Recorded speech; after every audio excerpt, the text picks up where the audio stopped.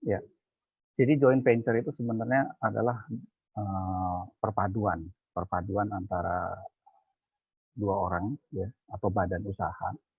Jadi dia kalau misalnya kalian sering dengar ada perusahaan yang melakukan kerjasama ya, itu dia disebut dengan joint venture. Ya. Jadi kerjasama antara dua orang atau badan usaha. Ya. Atau lebih untuk mengusahakan usaha tertentu. Ya.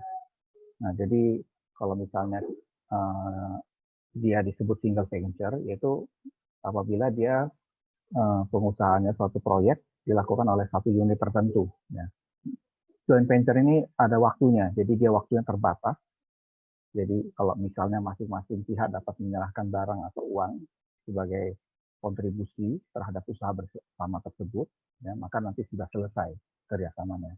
Jadi seperti misalnya ada pembangunan, nah pembangunan itu misalnya dilakukan oleh kerjasama dua orang, nah salah satu sudah melakukannya dan setelah itu akhirnya kerjasama itu berakhir dan setelah itu selesai.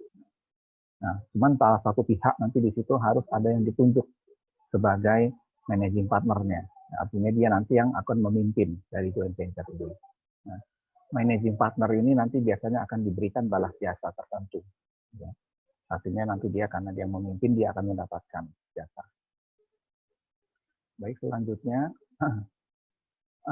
untuk akuntansi joint venture ini nanti akan lebih jelasnya kalau kita nanti masuk ke soal ya, atau prakteknya seperti apa. Ya. Ini nanti langsung saya masuk.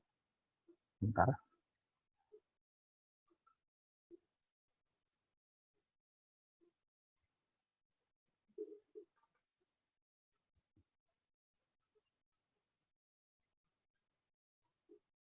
Ya, ini adalah soalnya ya.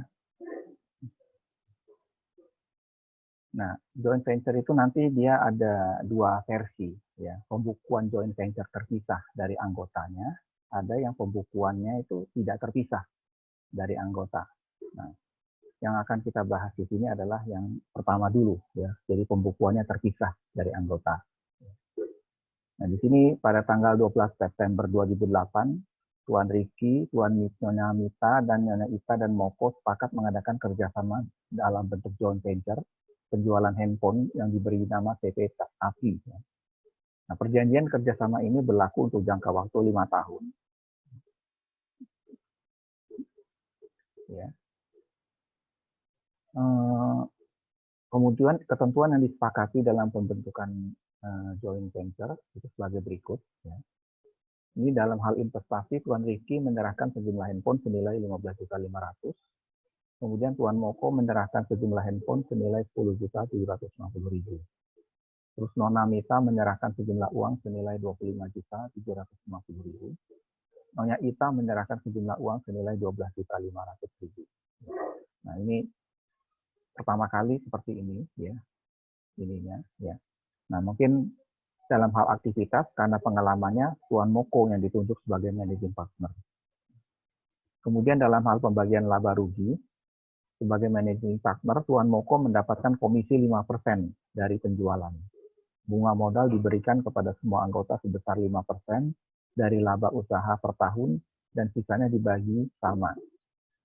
Nah, ini transaksi-transaksi yang terjadi selama tahun 2008. Jadi ada tanggal 25 September sampai tanggal 20 Desember. Ya. Nah, nanti di sini bagaimana jurnalnya? Ya. Jurnalnya nanti seperti apa ya yang akan dibuat. Nah, ini nanti di sini akan kita lihat bagaimana bentuk perbedaan jurnalnya. Karena di sini asumsinya adalah pembukuan joint venture terpisah dari pembukuan anggota. Oke. Saya lanjutkan ke ininya.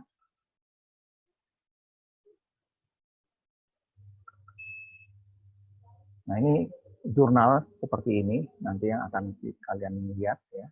Kalau dia terpisah dari pembukuan anggotanya ya. Jadi yang pertama tadi dia Tuan Moko kan sama Rizky menyerahkan modal berupa handphone ya. Nah, nanti dia di jurnal pertamanya adalah persediaan barang dagang ya, debit, kemudian baru modal Tuan Moko dan Tuan Rizky ya. Ini nilainya tadi kan 10.750.000. Kemudian Tuan Rizkinya 15.500.000. Totalnya persediaan barang dagang di debat 26.250.000. Nah, untuk Tuan Mokonya sendiri, ya, jurnalnya itu adalah debatnya invest joint venture sebesar 10.750.000. Kemudian kreditnya adalah HP, ya. Ini di sini HP ini maksudnya harga pokok, ya. Nah, baru Tuan Rizky juga di sini debatnya adalah invest joint venture 15.500.000. Kemudian harga pokoknya adalah 15.500.000, ya. Kemudian kalau untuk investasi uang Mita dan Nyonya Ita, kan dia setornya uang kan ya. Nah, jadi di sini kalau untuk CV Tafinya sendiri di sini adalah kasnya bertambah 38 juta, itu dari modal Nona Mita ya 25.750.000, kemudian modal Nona Ita 12.500.000 ya. Nah, dari sisi Nona Mitanya sendiri dia jurnalnya adalah invest joint venture 25.250.000, terus HP itu harga pokoknya adalah 205.750.000. Dan Nyonya Ita sendiri invest joint venture 12.500.000, kemudian HP 12.500.000. Nah, ini jurnal joint venture itu seperti ini bentuknya, ya. Nah, untuk yang soal-soal ke bawah lainnya itu nanti sama seperti jurnal-jurnal biasa. Misalnya kalau dia harus menerima uang pinjaman dari BCA ya contohnya sebesar 10 juta ya. Nah, nanti kan ada biaya bunga ya atau promis. Nah, itu nanti tinggal kita debetkan di sini ya. Debetnya di sini adalah 5% ya dari biaya bunga. Jadi 125.000 ya. Berarti dia menerima uang cashnya 10 juta dikurangi 125.000 jadi 9.875.000 ya. Nah, itu adalah contoh joint venture yang terpisah dari pembukuan anggotanya. Bagaimana kalau dia yang pembukuan anggotanya itu bergabung, ya? Itu jurnalnya hampir sama, agak beda, seperti ini bentuknya. Ya. Nanti ini akan saya share ke kalian filenya, ya. Jadi nanti bisa kalian baca. Ya. Nah, jurnalnya adalah seperti ini, ya. Kalau dia misalnya pembukuan joint venture-nya tidak terpisah, ya. Jadi agak beda, ya. Kalau tadi kan di sana di situ ada CV tapi jurnalnya seperti apa, ya. Terus Tuan Rizky jurnalnya seperti apa, Mita seperti apa, Ita seperti apa tadi. Nah, kalau yang di sini dia bentuknya adalah seperti ini, ya. Jadi jurnalnya debatnya joint venture sekian, kreditnya adalah barang untuk DP, ya. Terus modal Tuan Rizky, ya, sebesar ini. Nah, kalau untuk Tuan Rizky-nya sendiri adalah joint venture-nya di debat, ya. Kemudian modal di kredit dan barang untuk DP di kredit seperti ini. Oke. Nah, untuk Mita sendiri, joint venture-nya di debat, modal Tuan Moko dan modal Tuan Rizky, ya, seperti ini. Dan Nyonya Ita juga, ya, joint venture 26.500 dan modal Tuan Moko dan Tuan Rizky. Ya. Untuk transaksi uang, nah, dia di sini kas JV namanya. Ya, baru di sini modal Mita dan Nona Ita, sekian jumlahnya. Ya. Dan untuk Rizky sendiri di sini modal Tuan Moko sebesar 38 juta, baru di sini di bawahnya modal Mita dan Nona Ita. Ya. Nah, karena joint venture ini lebih ke arah jurnal-jurnal, nanti saya akan share aja ini sebagai materi kalian untuk bisa kalian pegang ya. Kalau untuk transaksi yang lain-lainnya itu jurnal-jurnal biasa ya, seperti ini ya. Misalnya dia ada penerimaan uang ya berarti dia kas di sini ya.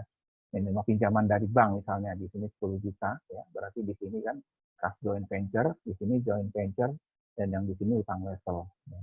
Agak beda tadi dengan prosesnya yang kalau joint venture-nya pembukuannya tidak terpisah dengan anggota. Jadi kalau yang ini pembukuannya berarti dia tidak terpisah. Kalau yang tadi terpisah dengan anggotanya. Ya. Jadi seperti ini contohnya. Ya. Ini nanti akan saya share untuk kalian ya. Jadi bisa kalian pelajari karena dia sifatnya lebih ke arah jurnal-jurnal semua.